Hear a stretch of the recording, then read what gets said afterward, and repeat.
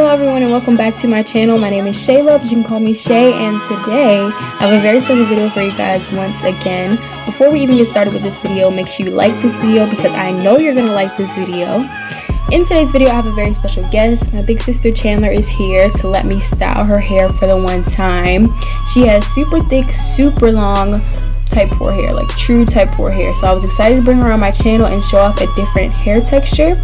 So I hope you guys enjoy this video. Make sure you subscribe if you haven't subscribed yet.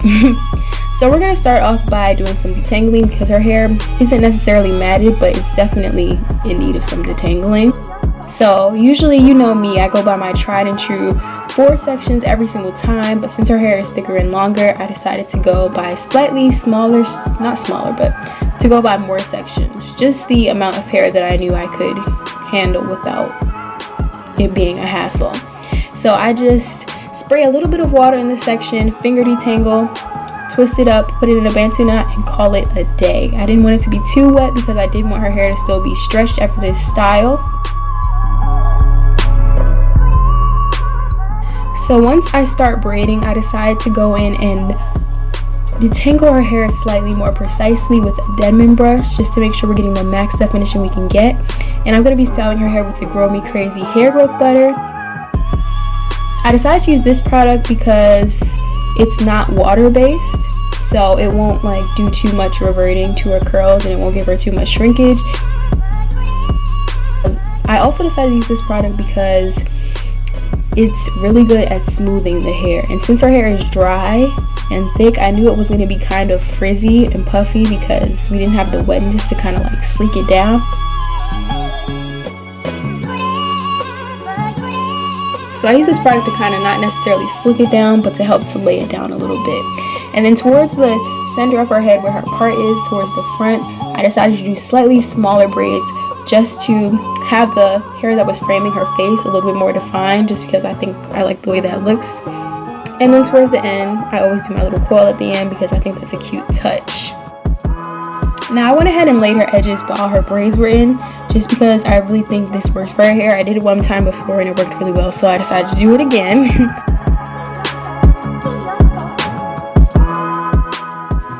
And these are her braids. They look super good, you guys, and she doesn't have a lot of shrinkage right now, so that's great. Since it is a little bit frizzy, I decided to add on some mousse. This is just a lot of body mousse. You can use any mousse to lay it down a little bit, and then I went ahead and put a scarf on top of the braids to lay those roots down. And we'll see you tomorrow to take these out. Alright you guys, so it's the next morning and we are back and ready to take down these braids. So I'm going to go ahead and remove her scarf.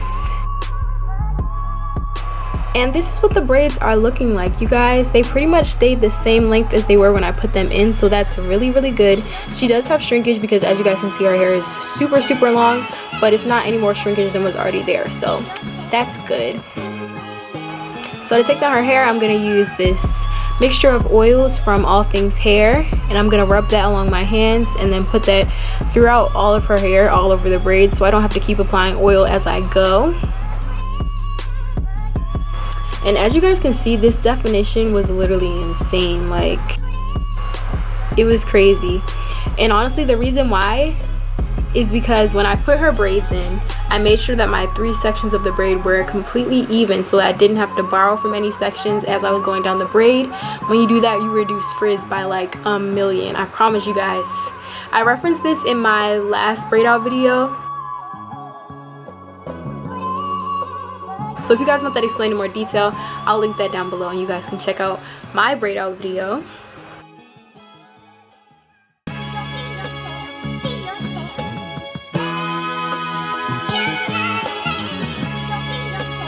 And then when I got to the front sections of her hair, I decided not to undo the braid all the way.